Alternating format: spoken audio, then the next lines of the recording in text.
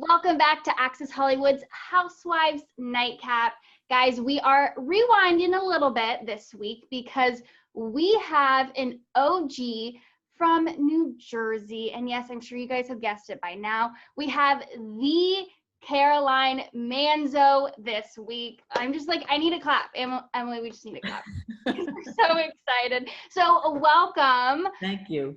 First thing, before we jump in to everything, you just need to give us an update. Like, give us an update on your life now, because you're a grandma. Like, yes, it's a new Caroline.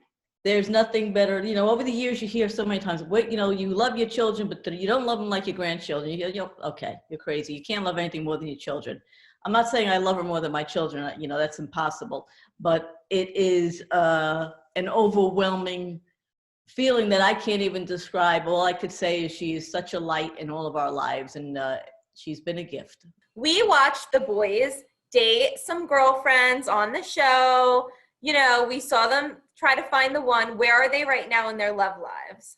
They both have a special someone that they are each living with them. So it's been, I guess, for each of them, when they moved down the shore, they both moved in with their significant others. And I like them both very much. And I think they're happy, and, you know, life is good. So they have mom's approval then? Yeah, you know, it's not too hard to get my approval. It really isn't. You know, which is a misconception about me, I suppose.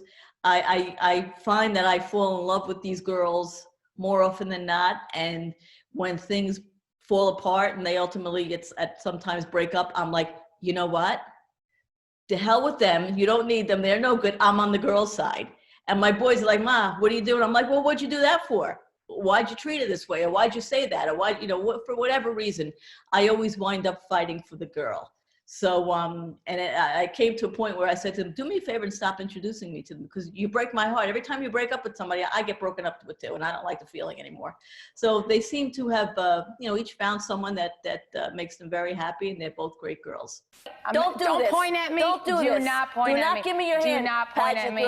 Let me talk to you, okay? We did want to kind of look back and get your takes on some of your most iconic moments in Real Housewives of New Jersey, your time on the show. And I think like the first one that always sticks out to me is, when I think of you, I think of the time when we saw you shaving your face. And Right. I'm like, now I started a movement, guys. okay, that's what I was about to say. Like, Why don't I have a commercial somewhere? Where are all the brands, guys? I started a movement. I was brave enough to tell my truth and start a movement. I remember watching you and thinking it was crazy. And now I'm like getting ready for a vacation tomorrow. I'm like, oh, I got to shave my face. It makes perfect sense. You're getting rid of old skin, right? Now you're going, just go ahead, go spend $500 and get it done, when I do it every day for nothing with my husband's razor. Moment number 2 from The Vault. I love this moment. At the time it was very serious, but I'm sure now you could probably laugh about it. When you called Danielle a clown, that was like so iconic. It was just the exact thing we needed to hear. Do you remember what was going through your mind during that time? Sure. First of all, I didn't want to film it. And I'm like, why are you making me do this? I know how this party's going to end. Why do I have to go? But then you realize you have a job to do, and you go and you do it. Walking into the venue where we were filming, there were 2 security guards that minimum 6'5" each. I'm 5 feet tall. Okay. Why she brought security? I'm 5 feet tall. What am I going to do? You know, am I the Tasmanian devil? What am I going to do to you? I'm not a violent person. That got me going. Like, you idiot, you fool. What was it? You know, are you looking for optics here? What are you looking for? You know, fine, get in there. And when I sat down with her, I really tried to talk sense into her. If you notice in the beginning, I really sat down and I said, you know, I don't like conflict. I won't back away from it, but I never really started, you know. And I was just like, all right, let me try and talk some sense to it. And then she was just boom, boom, boom. And I'm like, you know what? And it just came out of my mouth. You know, often, you know, Andy will say to me, well, do you feel badly about that? I said, I don't feel bad about it, because it was my truth. It still is my truth. I feel bad that I had to say it. I feel bad that it was not a nice thing to say. It's not a nice thing. It's not nice to call somebody a clown. But at the same time, that was my truth. And you know what? If it happened again, I'd probably react the same way. So I'm not going to apologize for it. It is what it is. You had the best one-liners. Like between that, we are thicker than thieves as a family. I mean, your one-liners were just like so amazing. I still repeat them to my friends, joking around. Well, thanks. And it's crazy because thick as thieves, I've never said it prior to that, and I've never said it since, unless of course I'm asked to say it. What about this one, our moment number 3, when you tell Teresa, I'm gonna educate you? That was another great one-liner. Do you remember what was going through your head during that? Frustration, probably frustration. I find that all my interactions with Teresa always start and end with frustration. So it was probably me just almost talking as I would to one of my children, a child. Right. Let me educate you. Let me figure it out. Let's talk about this, and it just frustration. It was born out of frustration, I'm sure. And just trying to get my point across when, you can't deal with the cyclone that's in her head. You know what I mean? You're trying to get through to that cyclone. It's like the wind is blowing you crazy and you're just trying to get in through there. So it's just, let me educate you. Let me tell you something. Listen to me. That kind of thing. Where do you guys stand now? We haven't seen each other, prior to doing the Super Bowl commercial, last Super Bowl. The last time I saw her was shortly after Lauren got engaged. Lauren's married already 5 years, so it's got to be 6.5 years. Hadn't said a word, spoke to, and then the Super Bowl commercial comes along. We did the Super Bowl commercial and haven't heard from her since. After you guys did that Super Bowl commercial, it was like, are they gonna put their feud aside? Are we gonna see some sort of, reconciliation? So that's not the case then. Listen, you can't, when it's a one-sided argument, and like I said, the cyclone that lives in her head, I have no desire to argue with. And it's fine. I'm not on the show, so I don't need to interact with her, so I don't care. What do I care? You live your life and I will live mine, and we'll both hopefully live happily ever after. Have you watched this season at all? Like, do you even watch the show anymore? No. It's funny because when I did BravoCon a couple of years ago, Andy asked me, we were on a panel, and he said, Caroline, do you watch the show? And I said, why would I watch the show? I left something I was getting paid well for because I was getting aggravated all the time. Why would I get aggravated for nothing? So no, I don't watch the show. I find that most housewives stop watching once they leave, because they're exactly what you said. They're like, I lived it, I'm good. What's the point? Yeah. But Manzo with children was such a different turn from Housewives.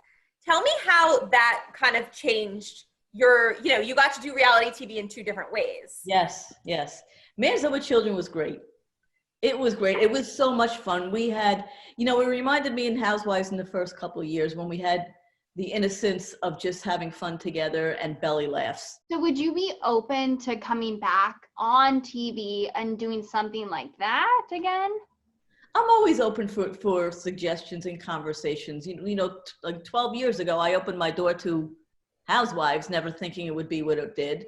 Never, of course, in that time in my life, it was never something that I never aspired to be on television. I never aspired to be a reality star, or whatever you want to call me.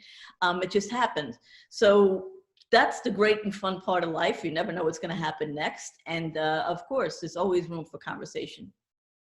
Conversations about joining Real Housewives of New Jersey again, or is that Conversation's a conversation, girl. You never know. Okay, she's open. Yeah, is that like, I love that. an open, or are you just? It's just my reality. It's just, I've had a million conversations over the years since I've left Housewives. I've had a million conversations over the years since, Manzo'd. And it's just a matter of, like I said many times on Housewives, you ride that wave of life, you see where you land.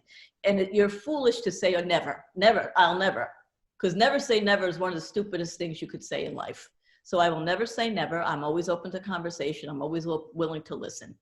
And that's what makes the world go round. Where I land, we'll see. I've seen, especially the past even couple of weeks, we had Margaret, who's on this season. We had Jackie on this season, say that they both really want you to come back. I don't know if you saw that. I've heard about, I get so many, it's, you know, I get so much unsolicited housewives info. And that's part of it. I've never met any of them. I met, oh my God, with Jen, who's dark hair. Jen. Yes. I met her at BravoCon a couple of years ago, and we kind of bumped into each other in passing. And she was very sweet. Never met Margaret, never met Jackie. Don't know anything about them. I get a kick out of Marge, like the name Marge. Yeah. It's just a fun name to me.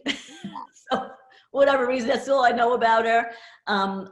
Andy has said it, and many, many people have said that she and I would get along really well. I don't know if there's any truth to that, because I don't watch the show and I don't know anything about her. I've never met her. But that's the word on the street, as they say. Okay, we're gonna play a quick round with you called Real or Rumor. So we're just gonna say a statement and you either tell us if it's a real or rumor, and then kind of just give us like a little explanation. It should be easy and fun. So your first one, kind of going off of what we were just talking about with Real Housewives of New Jersey. Real or rumor, you have no regrets leaving the show. Real. It was bad for me at the time. It didn't work in my life. So when something doesn't work, you fix it. Real or rumor? So I'm going to assume you saw this. Joseph Wakili commented, calling Melissa and Joe Gorga farm animals. This was out of line. Real or rumor? It was real that he said it. I'm not going to judge him for saying it, because they've lived, I think they got a bad deal. I am a Wakili fan. I am a Wakili family fan. So I will not go against him on that. He's defending his family. I know you have answered this before, but it just still blows my mind. It really truly does. But real or rumor, you rat out Teresa to the feds. Oh my God, rumor. Why do you think Teresa, like, it's like I know you're not watching this season, but as you can imagine, we're seeing Teresa go, like, it's that thing where she gets something in her head and everyone's just like, where does this come from? Like, do you think she does have malicious intent, or do you think it's just the way her brain works? Both. Okay. She's aware of what she says. Were you shocked? I mean, I just said it, like, I was like, what, when that first... I was blown away that someone could make such an awful accusation. And again, I've said it many times. I just did that thing with Andy Cohen, free, and he asked me the question, and I said, you know, you can't. How do you say something so awful about somebody when there's no truth behind it? You know, how do you deliver these blows to people? It's just, I personally cannot wrap my head around it. I personally don't have it in me to do something or say something so horrible to somebody that is a reflection of their character and everything else with no reason. You know, and over the years, show me where I didn't support her. Right. Show me where I didn't defend her. You know, I always did.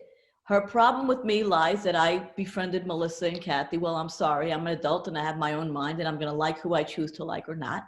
All right. And anything that I've ever said to her was in response to something that she said to or about me or someone in my family. Right. And again, if you want to throw the ball out, be prepared for it to come back at you.